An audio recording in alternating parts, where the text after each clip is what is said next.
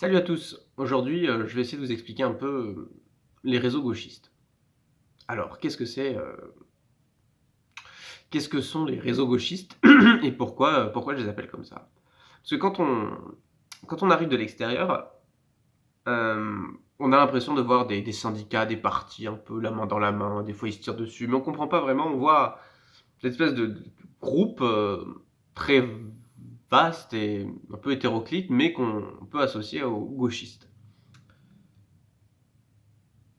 Alors qu'en réalité, c'est quand même un petit peu plus complexe que ça, et je vais vous donner des éléments qui vont peut-être vous expliquer pourquoi on a l'impression que c'est un groupe uni, alors que pas trop. La première, c'est que au niveau national et au niveau local, c'est pas tout à fait pareil. Ce qu'on voit dans les médias et ce qu'on voit sur le terrain, c'est bien évidemment pas la même chose. Sur le terrain, un acteur syndical va aussi avoir peut-être une autre casquette. Par exemple, une casquette associative, une casquette politique, de parti politique, une casquette de travailleur, une casquette amicale. Et donc, à chaque sujet ou à chaque événement qui mobilisera l'une ou l'autre de ces casquettes, il sera présent. Il va se mobiliser du coup pour toute une série de combats. Ces combats vont avoir une similitude, finalement, puisqu'ils passent par lui. Et bien, on va associer ces organisations de gauche à cet individu-là, et donc on va croire que toutes ces organisations gravitent autour de tous ces combats, avec cette personne-là qui les incarne un peu. Enfin, ça va renforcer cette idée de personnes qui incarnent les combats de gauche. En plus, surtout, souvent ils se connaissent, ça c'est vrai. Ils travaillent ensemble sur certains dossiers, que ce soit différents syndicats, différentes associations.